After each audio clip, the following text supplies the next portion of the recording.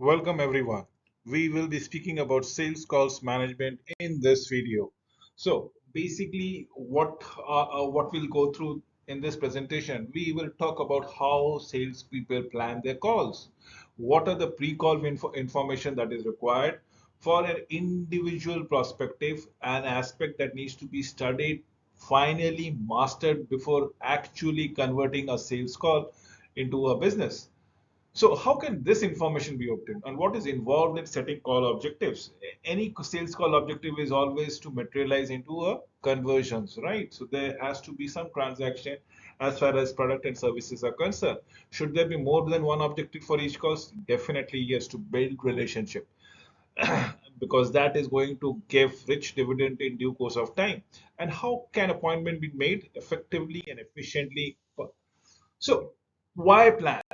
First and foremost thing is why plan? Because time is of essence. Time is valuable both for the buyers and the sellers. So planning must fit the salesperson's goal for the account. Some accounts have greater strategic importance and require more planning. Obtaining pre-planned call information. Now, why do we have this pre-call information? So how do we pre-plan it? The more information that the sales can have about the prospect, the higher the probability of meeting the prospect needs and developing a long-term goal is all about it. We are talking about relationship. The long-term goal is always about building relationship.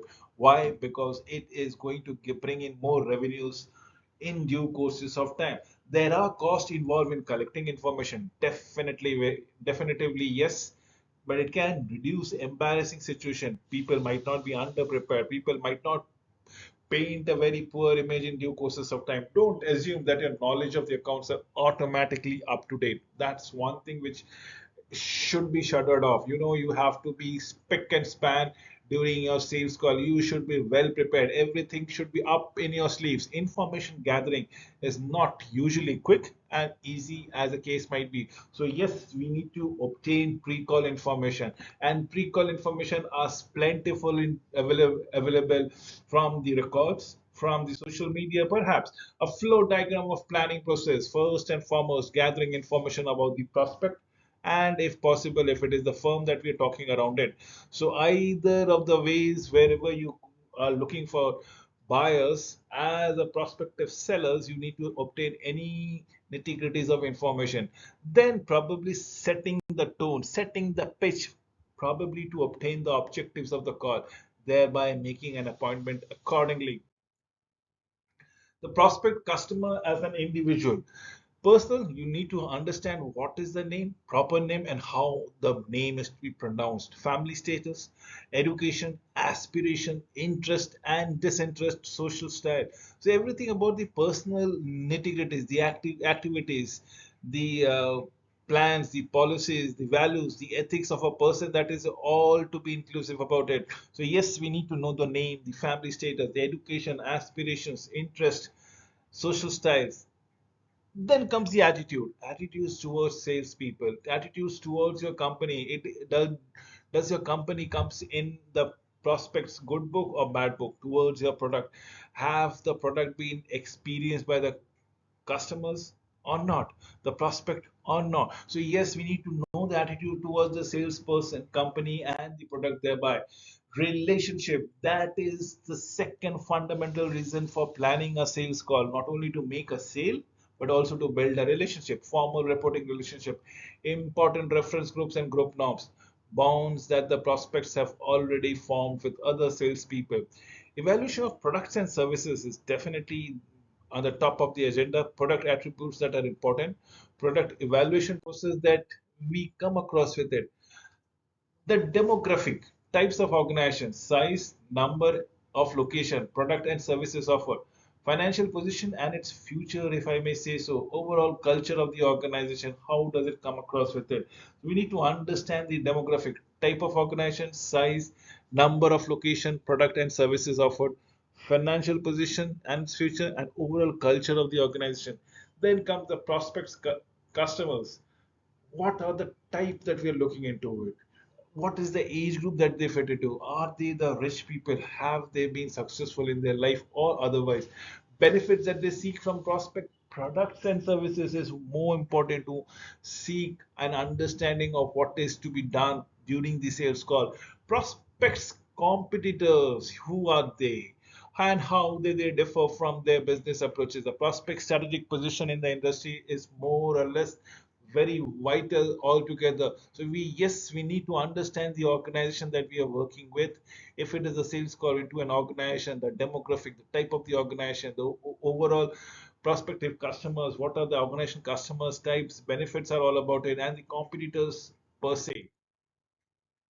For the organizations, if we want to go around it, let's just understand the historical buying behaviors. Let's say the amount of purchase. Is it cash on delivery? Is it equity monthly installment basis? Is it on a deferred payment? And deferred for how many days? 30 days, 45 days, 60 days, or 90 days? Sole supplier or multiple supplier? Why so? Reason for buying from the present supplier. We need to understand every nuances that has been mentioned. Let us understand whether the prospect organization is satisfied with the existing suppliers or not, or reasons for any currently dissatisfaction with supplier or perhaps with product. So now we come to understand the current buying situation, wherein the type of buying process we need to undergo through. Strength and weakness of the potential competitors, as the case might be. So we are not only going to assess the prospective customers organization, the prospective organization, but also the other vendors that are vying for their attention and trying to make us sales. People involved in purchase decision, and how do they fit into the formal and informal of the organization? You need to understand where the power paradigm is shifting, who holds the power in an organization, what are their roles in the decision, can they have a majority of the say, or there has to be a board that needs to be approved, what kind of ticket purchase that the organization has gone undergone prior to this particular event, who is most influential, any influential adversaries, as the case might be, anybody who can influence everything, every of the prospect, current problems of the organization faces, stages in the buying cycle. We then come into policies and procedures about the salesperson, about the sales visit, about the contract and purchases. We need to understand those policies. Did I say deferred payment for 30, 45, 60, 90 days? Is that the policies? Is that the contract? How do we go across with the salespeople, sales purchases? What are the transparency in the organization? Socio information, resources with your company, sales portals, selling centers as a sense to be. You need to have that kind of resources where the internal data needs to be generated, internal information has to be provided. The internet, prospect of the company's own website, the social media, the personalized website. Let's say hooversjustsell.com. I'm just giving you certain example. And obviously, yes, you can at least build up a rapport with the lower level rung of staff in terms of secretaries, receptionists, and non-competing salesperson to understand the nuances of the situation, to understand the nerve of the uh, situation, the problems thereby, and probably try to make some sense of whatever information that you gather. Traditional secondary sources are definitely yes, you can do it always from your about your competitors, from your competitors, and also from the competitors of the vendor company. The prospects, the other sources like trade show, list, directories, center of influences, outside consultant, the government websites, export portal, commercials, service market research library, and so on and so forth, as the case might be. Setting call objectives. This is where we are supposedly most importantly. First, you need to understand or dissect what has been learned from your pre-call information gathering. Then probably build an understanding of relationship that the firm wishes to have with the prospect. Call objectives should be developed in accordance with this information. The firm goals, the sales team goals, the salesperson goals perhaps. If you don't know where you are going, you may wind up somewhere else, and that's the hard fact of life, as the case might be. So we need to understand this thing. Criteria for effective call objective. The objective should be what? It should be smart, it should be specific, it should be measurable, it should be realistic, as case might be, and that is what we are looking for it.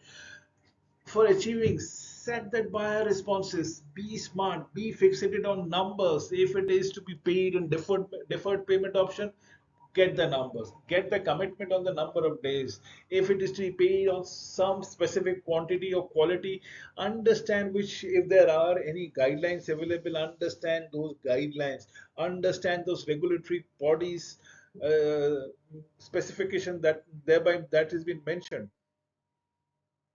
Setting more than call objectives, yes, definitely yes. Primary call objective is to, for the salesperson, is to, hopes to achieve is make a sale. Optimistic call objective is the most optimistic outcome and the salesperson can think of, what, not only to make sale but to have a larger order than what was anticipated. Secondary call objectives, remaining objectives after the primary objectives. Remaining objectives after the primary objective is to make a sale and then anything else. But what is the minimum call objective? At least the minimum call objectives for a salesperson is to have your presence known, to acknowledge, to get yourself acknowledged altogether, and that's the minimum thing that comes around it. Setting objectives for several causes, keeping a good record of it, having, wishing, building relationship, keep ensuring that you are in the top of the recall memory, make necessary adjustment in long-term call objective, prepare for the next sales call. A good primary objective for the first session has to be another chance to visit. That's one thing which I've already said to you. Try to build relationship, at least to make your presence acknowledged, and that is what is most important. Consider whom to call in the upcoming meeting, perhaps. Then buyers are also setting goals based on perception on how salesperson product or services can add value. What buyers look for is increasing value. Like what? If I say increasing value, it's an on-time delivery. To specify quality of product, absolutely true as specified.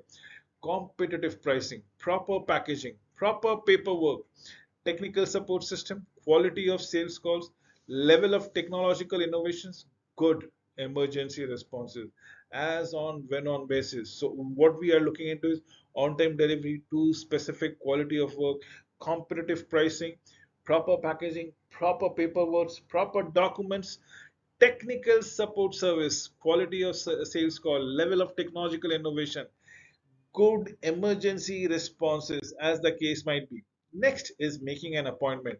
You have a virtual meeting that comes around it. See what is an appointment happening with a group of cluster of people along with the person on an online platform. So making the right appointment for the right person. Focus on receptivity.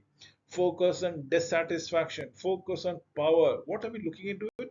Receptivity, dissatisfaction, power at the right time, at the right place is what to be done.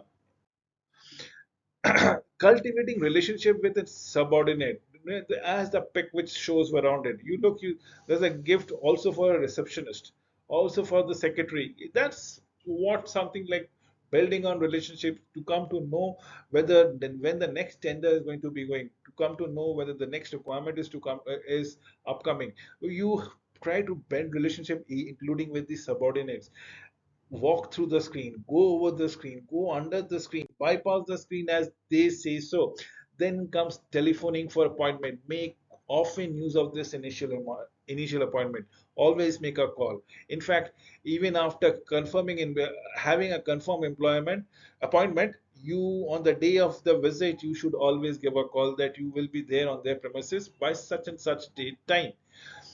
The goal is to make appointment, not sell product or services. Sales people need to anticipate objection, decide exactly how to respond and what to happen in cases. Additional planning is something where we want to make a good impression, mean having a good sense of hygiene, health, and uniform, probably your dress up. Plan how to further uncover the customer needs, strengthen the presentation, plan to answer anticipated questions and concern, practice and seeding. This is what we all aspire to be. So, just to sum it up, I would love to say we have spoken about the planning of sales call is very important. I have established that fact. Salesperson need to gather as much information about the prospect as possible before the first call. A call objective should be specific, realistic, and measurable. Salespeople should make appointment before calling on the customer. Obviously, yes, a telephone call is a must. and a number of methods can be used to make appointment or confirm an appointment thereby. With this, I come to an end of this presentation. Thank you for watching this video till the end.